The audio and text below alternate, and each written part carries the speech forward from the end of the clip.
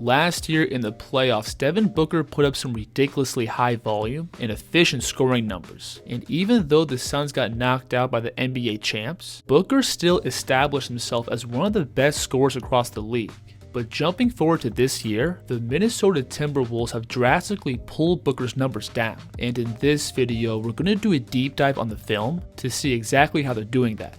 Now, before we hop into this series, I first want to quickly go over what's made Booker a top tier scorer across the league, and I think it all comes down to his mid-range game. So far this year, Devin is attempting just under 7 in-between jumpers per game, which is the second most across the league behind SGA.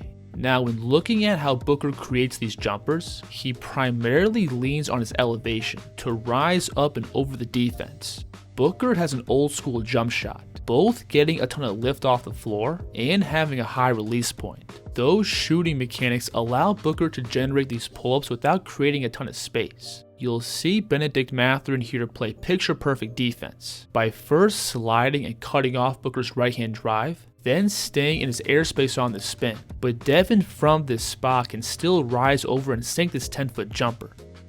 And with the ball, Booker also has really good strength and stability, being able to absorb contact off the dribble to then attack to his spots where he can rise up. Watch him here go between and attack right into this defender's chest, and he bounces him back all the way into the paint. Then Devin's going to take one more dribble and get to this jump stop, and he rises up through contact for the and one. Look at this play. Notice how Tyler Hero is going to step up and sit on Booker's right hand. So Devin's going to simply take the driving angle to his left and veer back into Hero and move him across the paint. Then he's going to again rise up into his jumper. And then on top of that physicality, Booker also has excellent pace and navigation with the ball. In pick and roll, he's great at keeping his dribble alive and finding the open spots on the floor to attack into. So Booker's process to create his mid-range looks is all about him using his physicality and pace to work his way to spots where he can then use his elevation to rise up and over the defense. And while Devin does have other ways to create these pull-ups, I still think this is his primary method. So when transitioning over and looking at this Phoenix and Minnesota series, I think it's a really tough matchup for Booker physically. The Timberwolves have size and length all over the court, and every single one of Devin's pull-ups has been heavily contested. And while Booker has been able to make some tough shots, I still think it's pretty clear that these jumpers aren't as clean as the ones we previously saw. Throughout this series, Jaden McDaniels has been Booker's primary defender, and at 6'11" with a 7-foot wingspan, he has the perfect build to guard Booker. Booker on the probe inside. Jaden is one of the only perimeter defenders that Devin can't elevate over, and this leads to him being drawn into downhill drives, which has never been Booker's biggest strength. You'll see Devin on this play catch off his pin down screen, and notice how McDaniels doesn't get into Booker's body, and he instead heads Devin off towards the rim, where he has the size to simply extend up and alter Booker's finish. Now on this play, Booker's working off this ball screen, and as McDaniels is fighting over, Booker is going to slow down and put him in jail. Now Devin from this spot is normally able to get into the defense's body to then separate out into his jumper. But McDaniels is just too big, and he funnels Booker into another drive, then swats it from behind. And then on top of his size, McDaniels also has the mobility to step out and guard from beyond the three, which I think has really disrupted Booker's rhythm. And from the film I've watched, I think Devin has been able to comfortably get to his spots and generate his pull-ups against other matchups. But again, McDaniels' blend of size and movability gives him the perfect build to slow Booker down.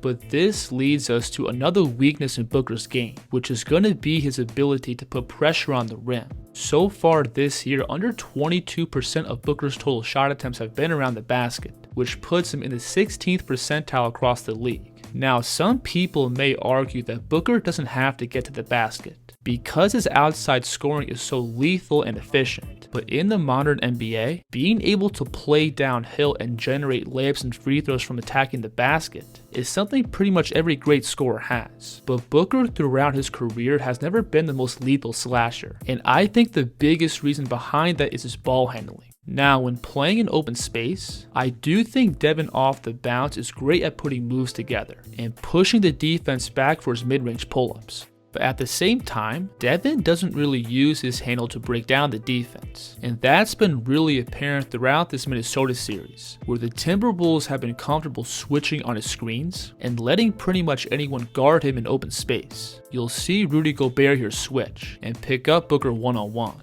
And with Durant spotting up on the ball side corner, Booker has all this open space to attack into, but he elects to settle for a contested pull-up 3. Now on this play, Phoenix is going to use Booker as a screener to get McDaniel switched off him, and the Suns are able to get the matchup they want, with Karl Anthony Towns guarding Booker in open space. And again, with Durant spotting up on the wing, Devin has plenty of room to get the easy blow-by. But Booker from this spot isn't able to create any kind of advantage, and I'm also confused why he calls Grayson Allen up into a ghost screen. If it's just him and Cat playing one-on-one in open space, I think Booker should have the tools and skills to cook him, but this all comes back to Booker's inability to break down the defense on the perimeter. And with the ball, I also don't think Booker is very comfortable playing in traffic. He's not great at slicing past the gap defense and carving out driving angles to the rim. When looking at some of the best slashers across the league, a really important skill that all of those guys have is the ability to slice past the help side and knife into these tight gaps. And players can do this by both pushing the ball through with their handle or by picking up and using their strides. Watch Donovan Mitchell here turn the corner off the screen, and notice how this help defender is going to slide down to close off his driving lane. So Mitchell is going to gather the ball and explode through this tight gap. Now, I'm not necessarily saying that Booker doesn't have the ability to do this, because I haven't watched every single one of his games this year.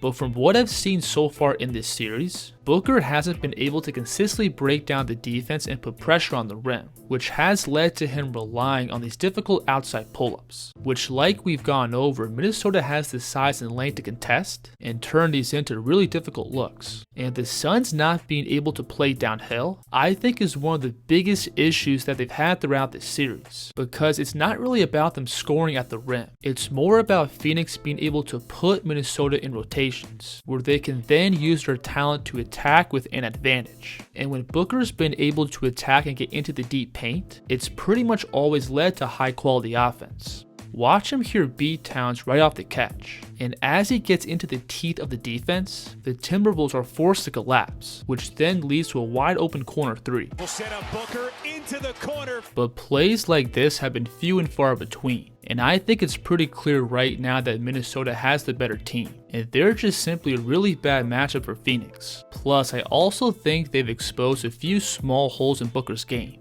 If you enjoyed this breakdown, please like and subscribe. And let me know in the comments how far you see the Timberwolves going in the playoffs. The Kids here.